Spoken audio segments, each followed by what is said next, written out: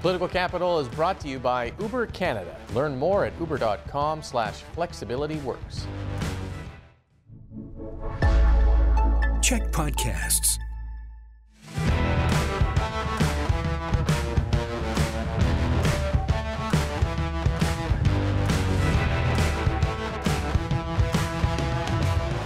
Hey everyone, and welcome to Political Capital, your source for all the latest in BC politics. I'm your host, Rob Shaw, and yes, this is the CHEK News World Headquarters in Victoria, and yes, it's another busy week in BC politics. We're going to chat about the new ICBC rebates, Ottawa's decriminalization decision, amongst other topics. So we're going to dive headfirst into it with the Pod Squad. You know them, you love them. Jeff Ferrier, Allie and Jillian Oliver are here as always to break things down. Thank you all for being here.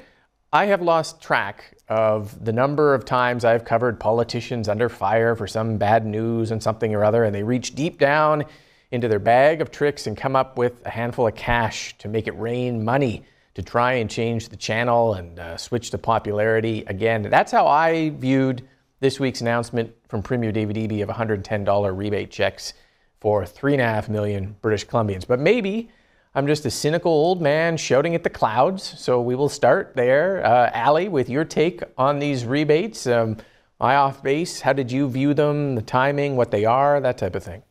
I don't think your cynicism is off. And I think that a lot of people in response to this are kind of saying the same thing. Well, first of all, no one's saying no to the money. Like, let's not put that out there. I'm happy to take the $110. But it's unusual timing. It's an election year. Not that I think that they could really manage the timing of this all really. But you do get the check before the election, so it's a little bit of a reminder. I think in the communications rollout, though, it was very interesting that it came from David Eby so that you know that this was the NDP government that was giving it to you versus perhaps a minister or even truly anybody else delivering this speech. In contrast, though, this comes at a year where TransLink fares are going up as well. And what really does $100 do? It's like half of your grocery bill. There have been some criticism that the reason ICBC did so well financially was because of the no-fault system as well. But all very suspicious, really, for buying votes. But I should also note that, like, this, of course, isn't just the NDP. The BC Liberals did this before, too. Yeah. Jeff, I guess the Premier, one, he fronts usually good news, but then two, I mean, he did bring in no fault. He did so-called fix ICBC, so he gets to use these as kind of victory laps as well to reinforce that. I think that's right. ICBC under David Eby's leadership is like the Canucks' epic Game 1 comeback. Just when you think it's a down and out, it's storming back for the big win. Let's rewind. It's when the NDP took the reins from BC Liberals. They inherited a mess, $2.2 billion in deficits over the 2 years preceding the NDP coming to government. And now, because of the NDP's reforms, you call it no fault. I like to call it the get the Lambo driving lawyers out of the system model. ICBC is back in black, boasting a profit of $1.5 billion.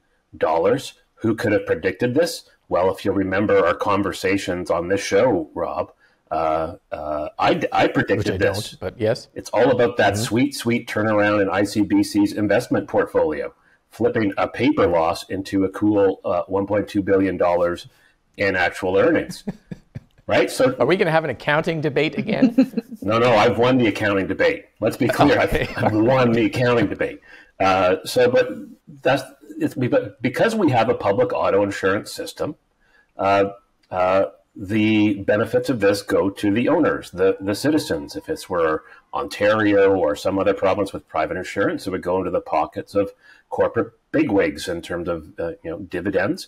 But because we have public auto, it comes to us, $110 in folks' pockets, turned around ICBC. It's good. And I think it's wholly appropriate for the Premier who put out the dumpster fire to make the announcement.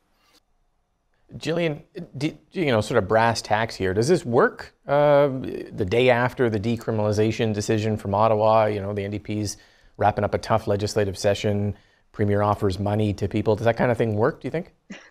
Well, I don't think it ever hurts. I kind of think of the ICBC rebates, which I think this is the third one the government has rolled out in the last, year or two. I kind of think of it as like a big emergency button that they have that they can push whenever they need a good news story.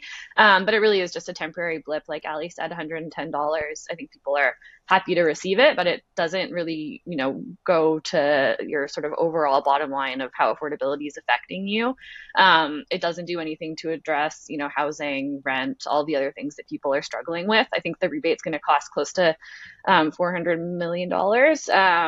And there's a lot of other things that government can be spending excess profits on, like, better transit access, these kinds of things that are sorely needed and will help sort of, make broader systemic changes and differences in people's lives. But politically, it's never a bad thing for people to get a check in the mail from the government. It is an interesting question for the NDP in the sense that they've committed to returning ICBC's profits, like Jeff mentioned, to drivers. But Jillian, as you mentioned, you could take the money as government and put it into something else, but then you're also sort of almost getting to what the BC Liberals used to do, which was take the money back and then throw it into general revenue and kind of subsidize government. So it's sort of a slippery slope that way.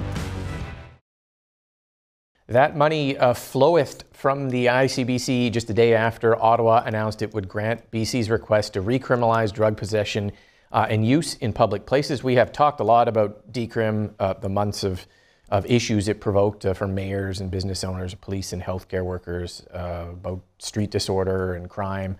We don't need to rehash that, but I guess the question now is, with this decision from Ottawa, has the NDP put to bed the issue of the unintended consequences of its drug policies? Is that still on the table in some form for opposition parties to use as we head into the election, or where does it stand now with that? Jeff, let's just go back to you on that. Yeah, they have not put to bed the issue of the toxic drug crisis. We saw death statistics for the first quarter of the year come out this week, and there's a modest decrease compared to the year before, but it's still too many folks, so that's still an issue. But I think that the issue will remain an issue for people at the two ends of the issue. So the decrim evangelists who want it above all else, and the hardliners ready to kind of throw everyone in jail. But I think for most regular folks, the issue that the Premier dealt with here, it's drug use at schools and parks, on beaches and hospitals and playgrounds. He stepped in, he took action, and I think he's deflated the balloon. And this is always an interesting time for an opposition party. I remember when I was cutting my teeth in Ontario politics and a long time ago. Anyways, we in the NDP thought we had a gold mine issue in the electricity mess that was happening at the time. We predicted rates would skyrocket when the government of the day, Conservative government, switched from regulated rates to a spot market. And guess what? They did.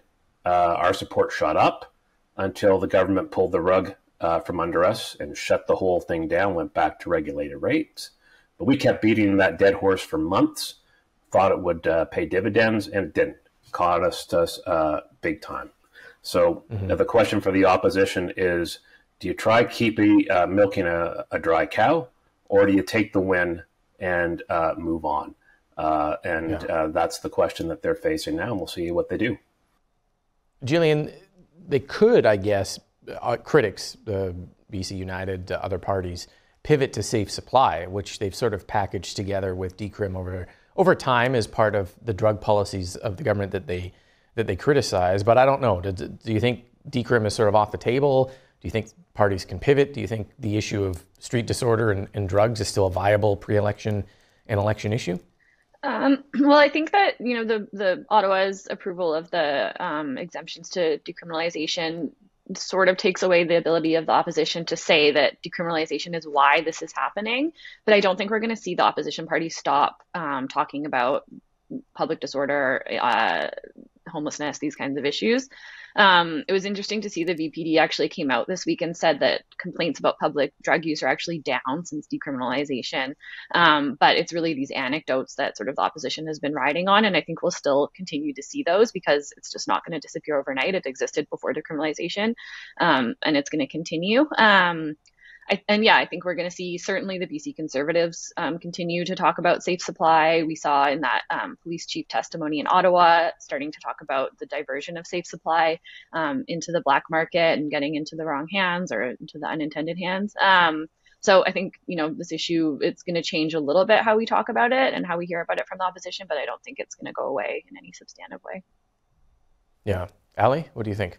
Well, Jillian, you're absolutely right. The conversation of diversion is now that next step that I think opposition parties are really going to focus on. And kudos to Eleanor Sturko, who was actually in Ottawa this week, presenting to the Federal Select Standing Committee on Health on just that issue. And it's a big issue for the federal Conservatives, too.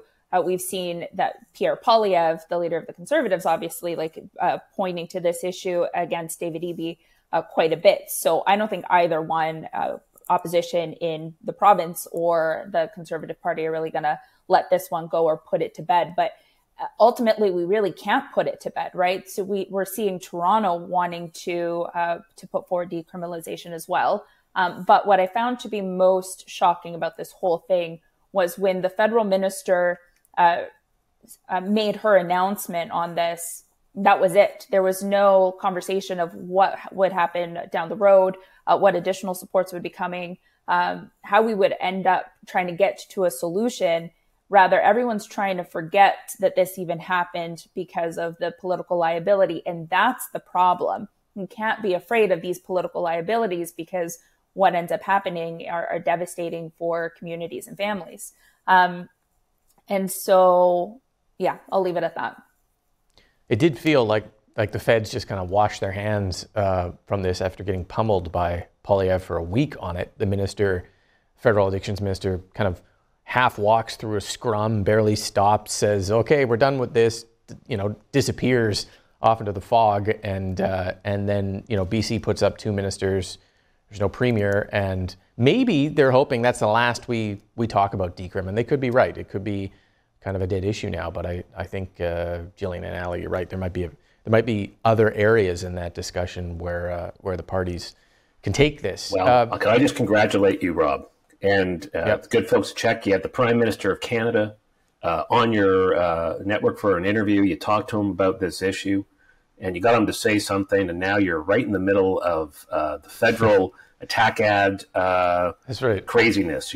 Rob Shaw is now in one of Pierre Poilievre's latest attack ads. Black and white footage, slow motion of close-up with the deep voice of conspiracy. Yeah.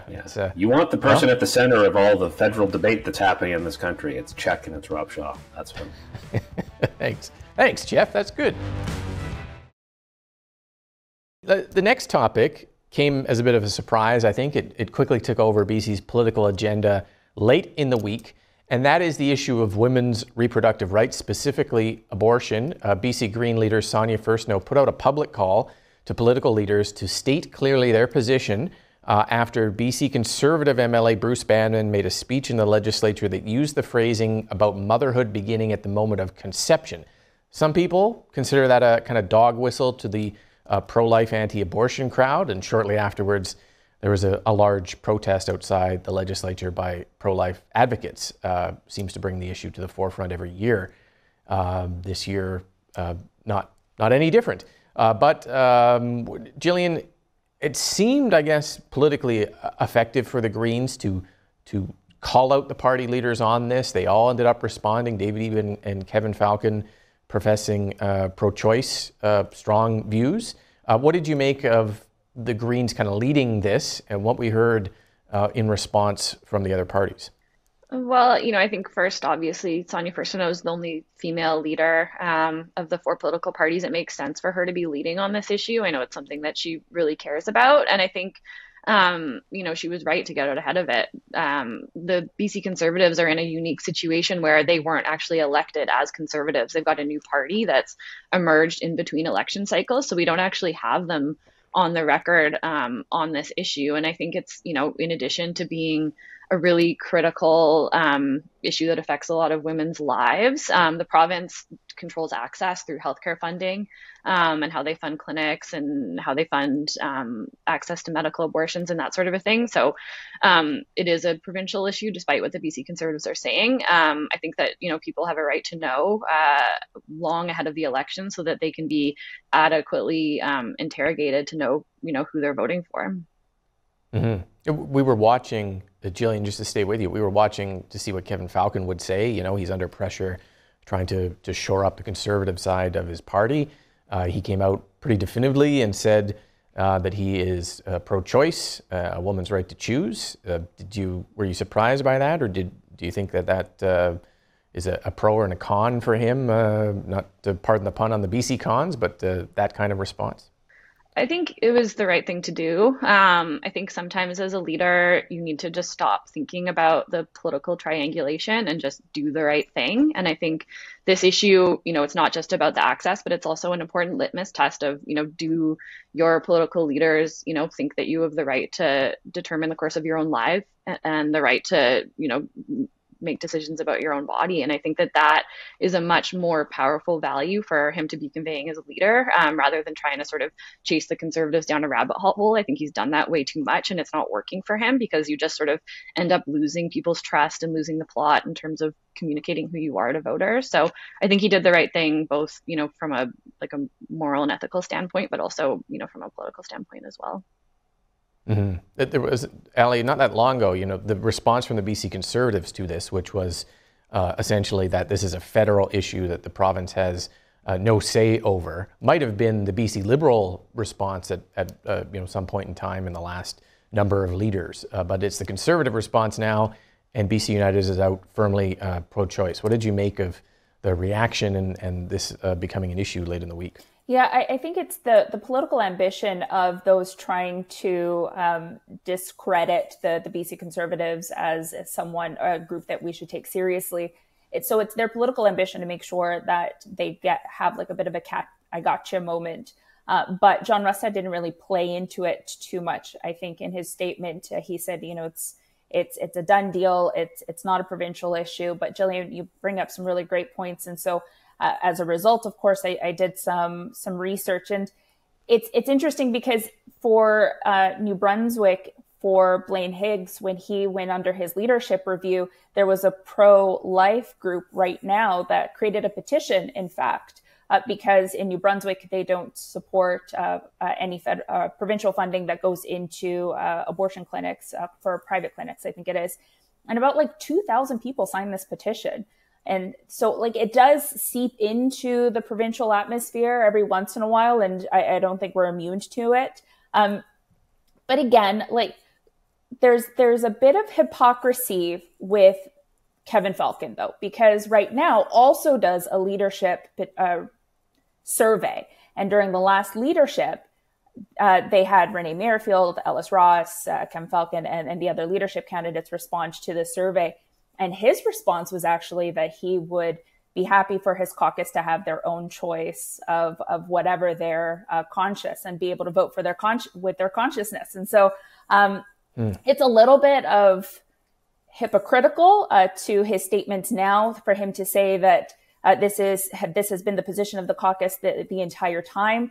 Well, during the leadership, he said that he would be okay if his caucus had a differing opinion than him. But this isn't it's not a crime to have these opinions. Rather, you just have to make sure that you're creating the right policy that doesn't affect women negatively. Falcon comes from an era of the BC Liberals where, under Gordon Campbell, you could have an opinion about this, but you shut up about it, and you weren't allowed to speak publicly about it if it sort of contradicted the party leader, Allie. Do you think that's still where we're at, where Falcon's going to say this?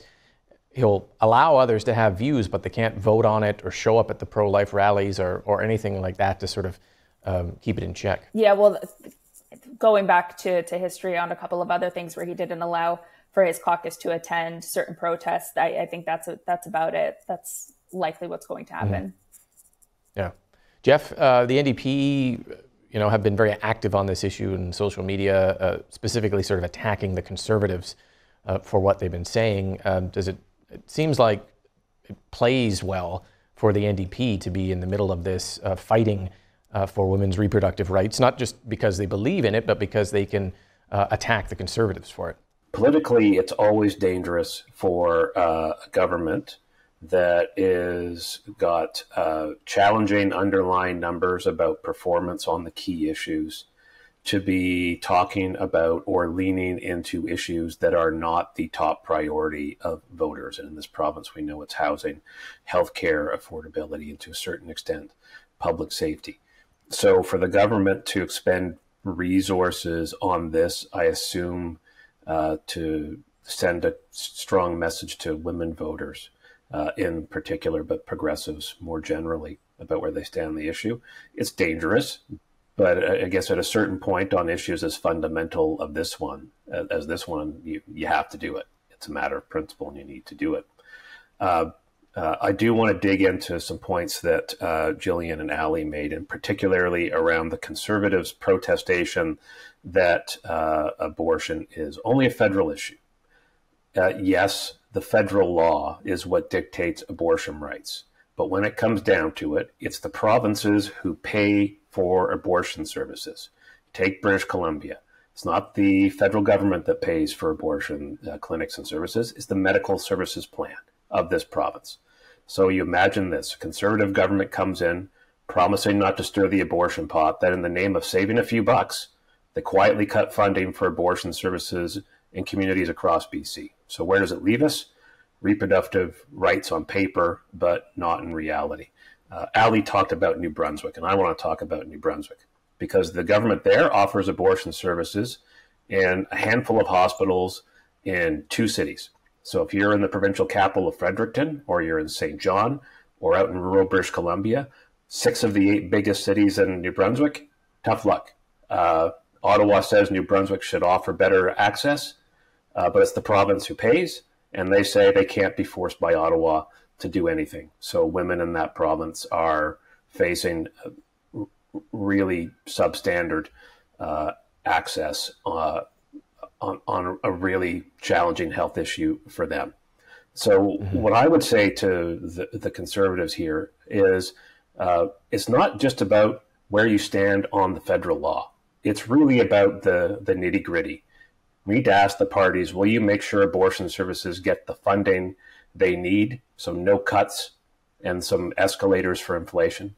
And will you guarantee that every clinic providing these vital services in BC stays open for business if you form government? And I think voters deserve answers on those issues, plain and simple.